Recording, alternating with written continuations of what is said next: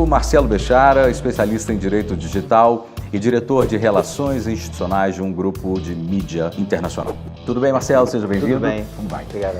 Marcelo, vamos começar rapidamente aqui, já tocando numa ferida nacional, que é a questão da relação dos processos judiciais, e é uma expertise que você tem muito forte na sua carreira, que já acumulam cerca de 100 milhões de papéis dentro do Judiciário Nacional, de processos que não são julgados por motivos que são inúmeros. Como é que fica essa situação, imaginando e sabendo que a cada ano em torno de 10% de processos se acumulam a estes que estão ali e o conjunto de processos julgados não chega a esse tipo de redução, ou seja, a cada ano em torno de mais 10 milhões de processos estão se acumulando no Judiciário Nacional. E aí, acumulando todo esse processo, eu queria que você pudesse nos mencionar como fica a questão da tecnologia nesse procedimento.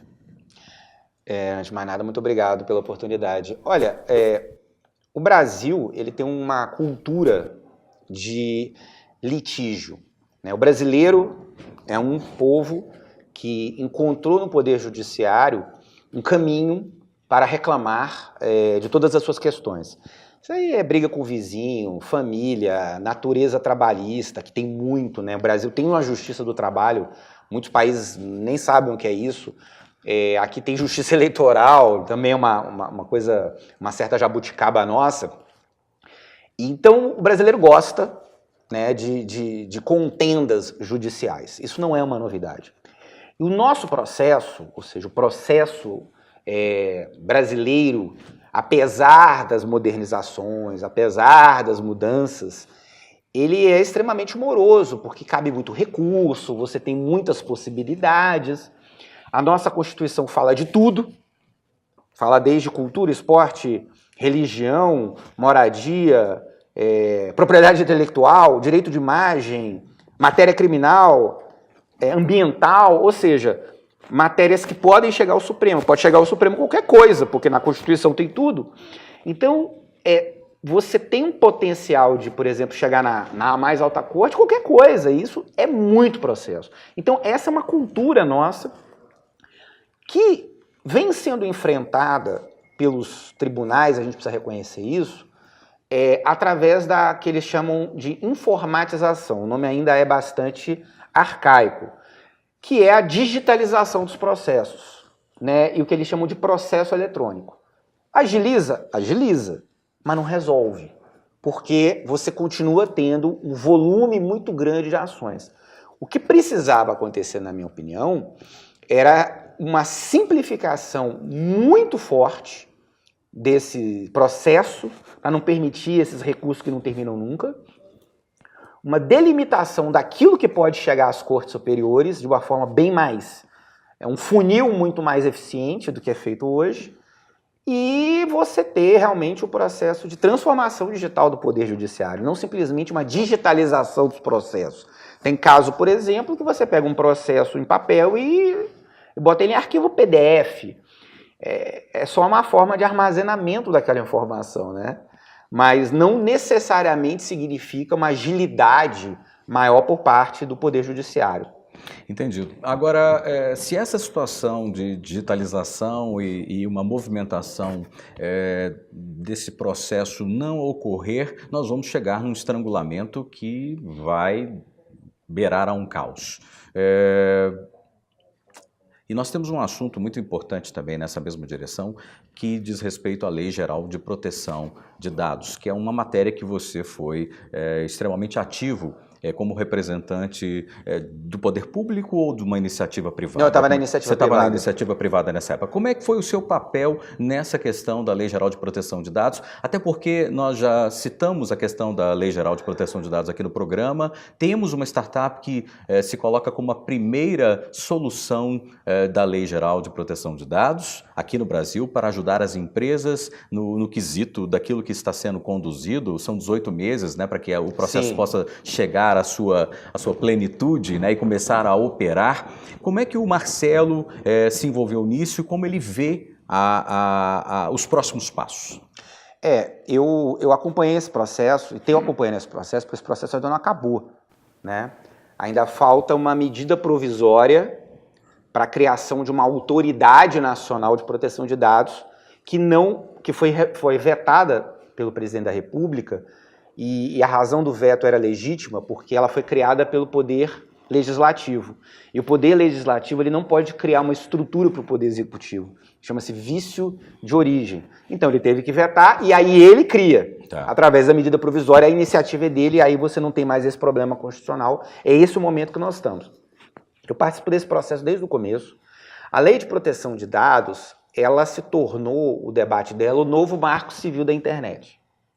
Só que tem uma coisa interessante. Quando você olha o Marco Civil da Internet, que é uma constituição da internet brasileira, reflete uma internet do começo desse milênio, mas ainda com um pouco do espírito do final do século passado, dos anos 90, quando a internet comercial começou. A proteção de dados, não.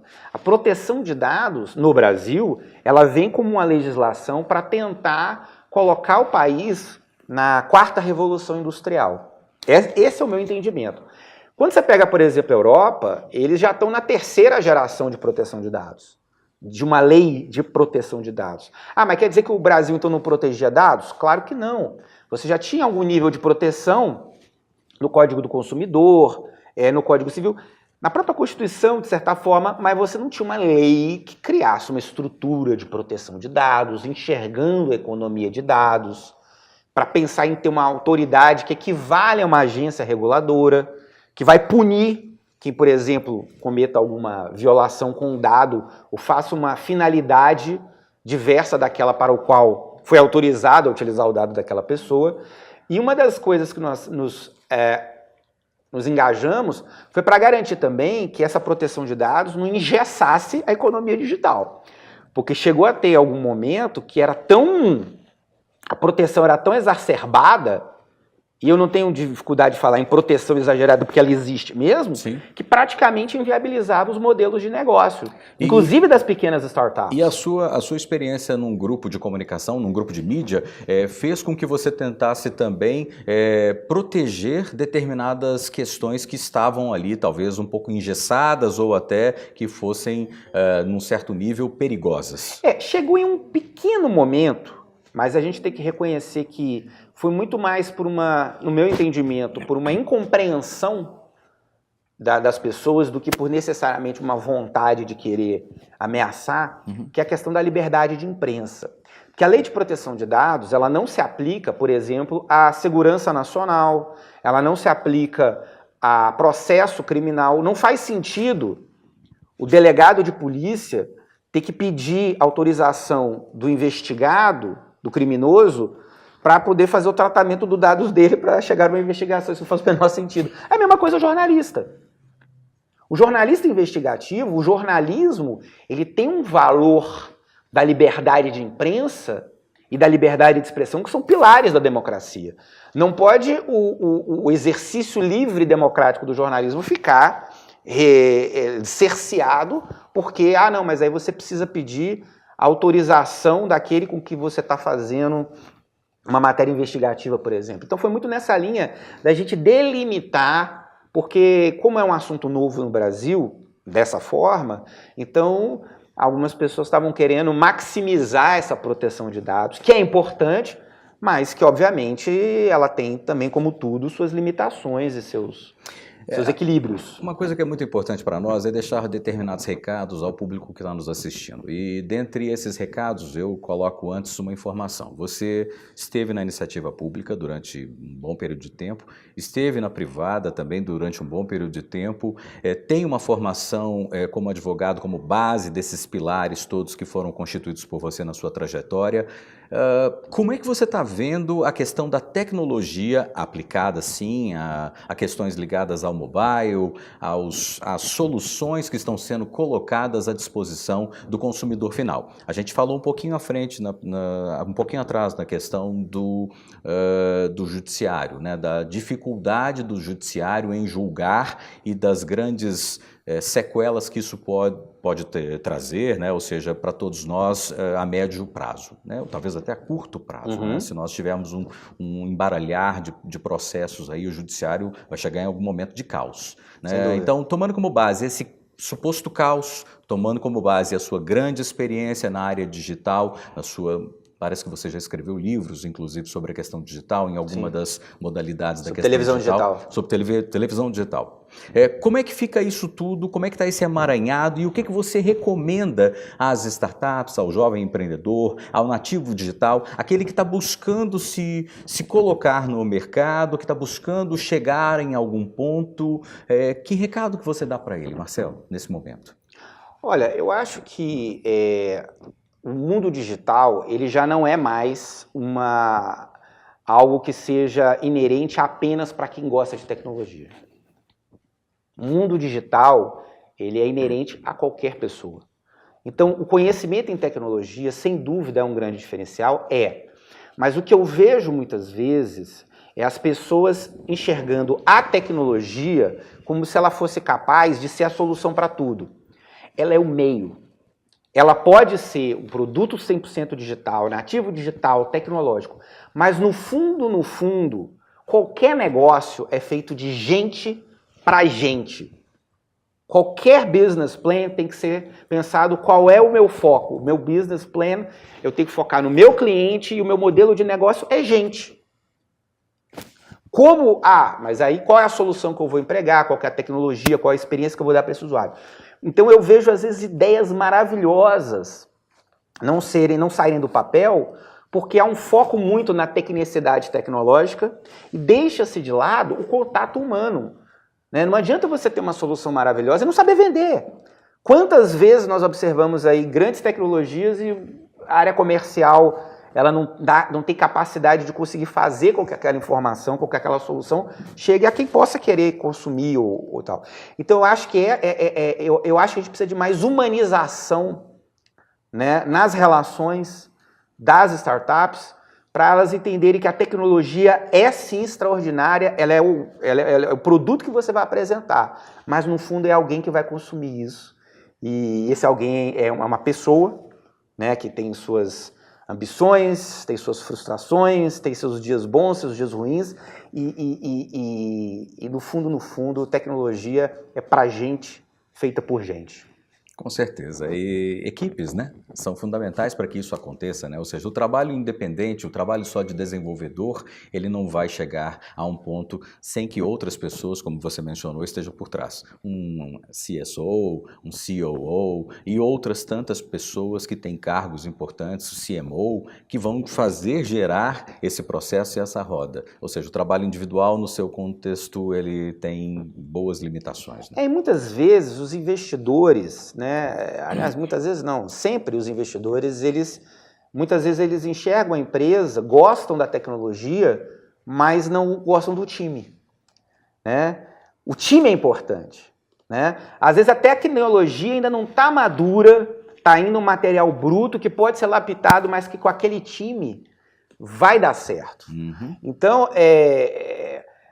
contrate e tenha ao seu lado as melhores cabeças que você puder.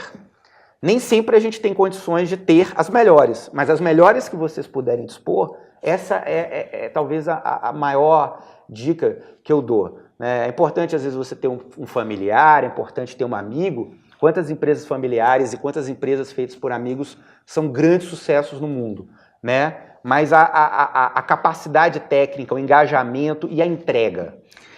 Falar de capacidade técnica, engajamento, entrega, vamos falar também um pouquinho da sua experiência internacional, porque você chegou a rodar alguns locais do mundo, seja pelos seus momentos onde você esteve na iniciativa pública, seja também em momentos pessoais de vida, né? Você me contou em off aqui que chegou a ser sondado por um grande grupo de comunicação, né, internacional. Como é que é essa experiência de ir para fora? Porque ainda que a gente tenha muitos nativos digitais aqui nos assistindo hoje, a gente também tem o pessoal 1.0, né? E eu falo isso porque eu sou 1.0 e me apropriei do 2.0 e tem várias pessoas nesse mesmo contexto de vida. Então, na verdade a gente foi buscar o nosso mercado, construir as nossas próprias sensações para não ficarmos fora de uma economia que está digital e que vivencia o digital de uma forma muito premente. Como é que é isso para você? Essa experiência internacional foi válida? Toda experiência é válida, principalmente uma experiência internacional, que não necessariamente precisa ser uma experiência profissional, né? Eu acho que uma das grandes coisas que a gente tem aprendido com os millennials é por que eles gostam tanto de vivenciar experiências, né? E principalmente eles preferem ter viajado que ter carro, né? São menos patrimonialistas, por causa dessa capacidade de você conhecer outras culturas. Às vezes é importante você sair do Brasil para entender o próprio Brasil. Uma vez eu fui participar de um evento sobre cross-culture business, que era como negociar com o japonês, como negociar com o americano. Tem uma técnica, né? Cada um tem um jeito de negociar. A coisa que eu mais aprendi é como é que nós negociamos, porque eu ouvi isso das outras pessoas. Eles falam, não, vocês não são muito objetivos, porque o americano, por exemplo, é muito objetivo. Ele já chega sentando, e às vezes alguns brasileiros assustam, acho que aquilo é um pouco até rude. Fala, pô, mas o cara, né? Aqui não, a gente gosta de bater... Teve o intermeio, né? Aqui não, a gente faz uma reunião de 2 horas, 1h30 falando de futebol, batendo papo, né? Mas no final não tem nada de errado com isso. É o nosso jeito de ser. Então, para quem quer montar uma startup, e muitas delas têm ambições globais, e tem que ter, porque hoje a tecnologia permite isso, é fundamental, né, você conhecer outras culturas, independente de ser por um aspecto profissional ou não. Eu recentemente escrevi sobre transformação digital, que eu, na verdade, eu gosto de chamar de adaptação digital, porque eu fiz uma comparação com a teoria da evolução do Charles Darwin. O Charles Darwin, em 1859, ele escreveu o clássico da Origem das Espécies, e qual foi a conclusão que ele chegou, né, enfim, depois de tudo? É de que sobrevivem não necessariamente os mais fortes e os mais inteligentes, mas aqueles que se adaptam melhor às mudanças. Um camaleão. Uma espécie de camaleão. E ele também fala o seguinte, que as espécies que prevaleceram foram aquelas que souberam improvisar e colaborar. Ele já usava a expressão colaboração, né? Então eu acho que o que nós temos que fazer é se adaptar. Para os nativos digitais, obviamente, é muito mais fácil. Mas aqueles que vêm de indústrias tradicionais, que precisam se inserir num contexto, né, como a advocacia, como o poder judiciário que a gente mencionou, eles precisam se transformar se adaptando a essa nova realidade, para que eles se mantenham relevantes e sobrevivam. Para isso, vão ter que começar a enfrentar coisas que eles não pensavam antes. Experimentação, errar, aprender que errar é bom. Errar ensina, a gente tem uma cultura aqui de, não pode errar, quer dizer, não, o erro é parte do processo do aprendizado, né? A colaboração, tentar, né, diminuir um pouco essa coisa das distâncias hierárquicas, né? Trazer a diversidade, botar gente nova com gente velha, esse é o segredo. Pois é, mas como é que a gente faz isso numa sociedade tão cheia de preconceitos e numa sociedade que ainda entende a educação de uma forma tão retrógrada como a gente entende a educação aqui no Brasil? Eu quero te espetar um pouquinho. É um grande desafio, porque vai ter que acontecer, né? Essa passagem, ela vai acontecer com algum nível de dor. Pode ser com mais ou com menos. Não temos como, e o brasileiro, assim, tem muita, as pessoas, a gente fica muito, nesses últimos anos, o mundo tem passado por transformações extraordinárias. Infelizmente, nós temos sido mais testemunhas do que protagonistas. E por quê? Porque nós estamos inseridos num contexto de crise ética, política, econômica, que não nos permite com que a gente tenha uma capacidade de respirar e conseguir acompanhar as coisas que estão acontecendo de uma forma tranquila. Então eu vejo, por exemplo, países como Singapura, a própria Índia agora, alguns países do leste europeu que estão dando passos extremamente largos. Eu não estou querendo dar o exemplo de países já não, mas eles são válidos. São países que também passaram por algumas dificuldades. No caso da Coreia do Sul já tem pelo menos 30, 40 anos.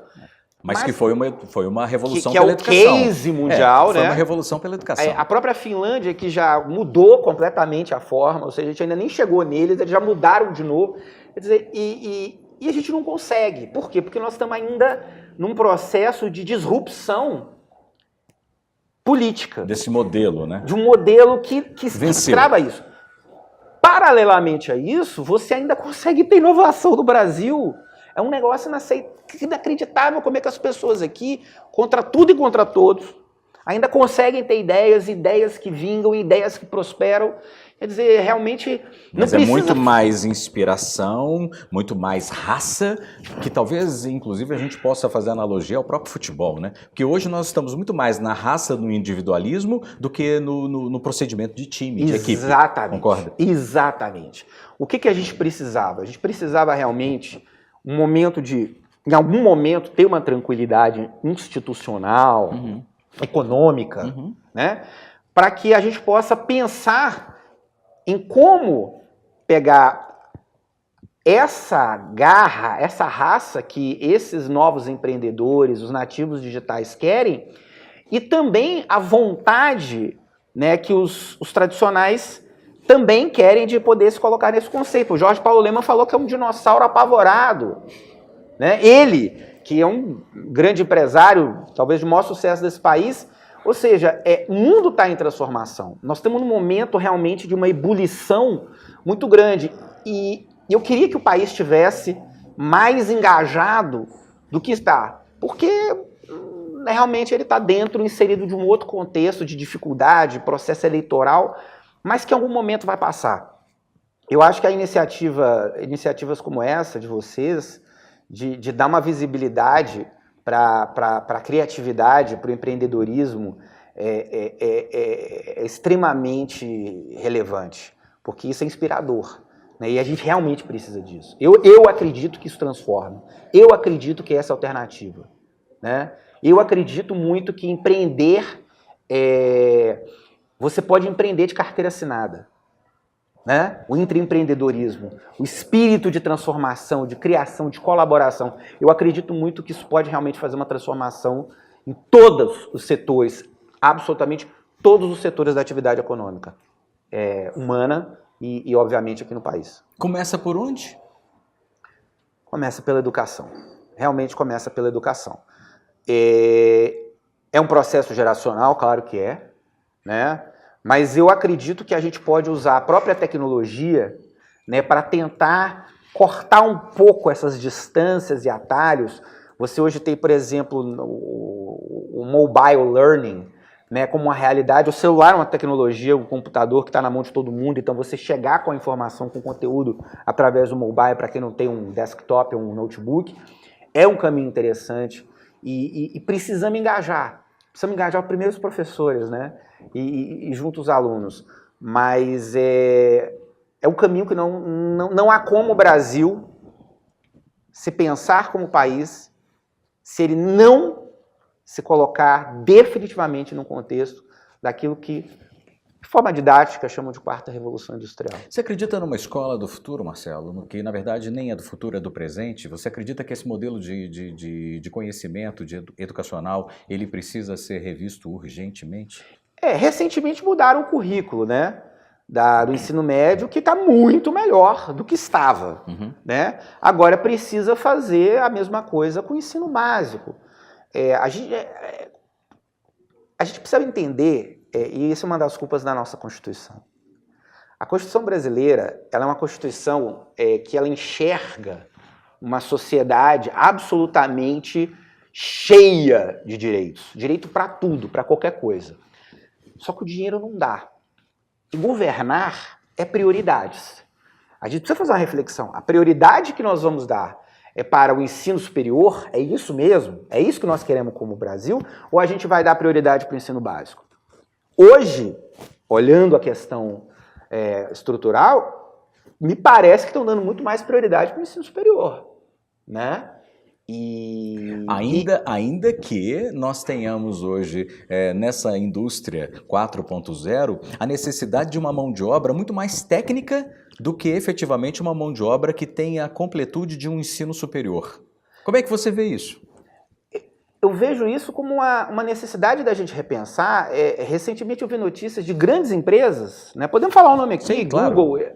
Amazon, que não estavam levando tanto em consideração, mas a formação acadêmica, né, dos profissionais. É uma mudança de paradigma muito interessante. Ou seja, será que a única solução para as pessoas prosperarem, enfim, alcançarem os seus objetivos é necessariamente ter um diploma pegado na parede? Eu acredito que não. Então, a transformação digital, a indústria 4.0, ela vai demandar o quê? Profissões e atividades que a gente sequer sabe que ainda existem, outras que existem hoje simplesmente vão desaparecer. E como é que nós vamos preparar essas pessoas, né, para esse mercado de trabalho que nós nem saberemos qual será? Né? É preciso, então, dar a possibilidade das pessoas delas terem as ferramentas necessárias para construir suas próprias vidas e suas próprias carreiras. Isso na escola, não necessariamente chegando à universidade. A universidade vai ser importante? Claro. Né? Vai ter um advogado, médico, engenheiro, mas e o tanto de outros profissionais, né, que podem ter? Nós temos a tecnologia, ela tem sempre um lado negativo. Né? A evolução tecnológica, ela tem um lado negativo, que é o lado, muitas vezes, da ocupação de determinadas tecnologias em atividades que antes eram desempenhadas por pessoas. Isso vem desde todas as revoluções industriais, não seria na quarta que seria diferente. Mas o homem ia sempre deixar de ter o seu papel, e ele nunca deixou de ter o seu papel, né? Mas antes você precisava de muito mais mão de obra no campo do que hoje, sim, com as tecnologias, né, automatizadas e mecanizadas que tem, com sensores, enfim. Então, vai ter um contingente aí, que alguns chamam de precarizados, né, que vão precisar se reposicionar no processo. A gente está falando de Lotec, tem muito advogado morrendo de medo de perder emprego para robô. Né? Eu até acho que é um pouco de exagero, eu acho que vai ter muita coisa que o advogado fazia lá em massa, algumas ações mais repetitivas, que o robô vai substituir. Mas isso não significa que tem que ter uma inteligência por trás. O lado direito do cérebro precisa ser melhor trabalhado. A gente trabalhou muitos anos no esquerdo, agora está na hora de trabalhar o direito. E infelizmente, eu acho que o país ele não enxerga isso. O país ele ainda está... a passos de tartaruga. A passos de tartaruga nesse processo. E isso é muito ruim. Né? E eu acho que não dá para esperar só do governo. Eu acho que tem que ter o papel das empresas, tem que ter um papel da iniciativa privada tentando, né, capacitar universidades corporativas, enfim... buscar outras formas, né, de trazer esse conhecimento, e a tecnologia é um grande aliado disso. Papo inspirador, te agradeço demais, Marcelo. Muito obrigado, prazer é todo meu. Bacana. Obrigado.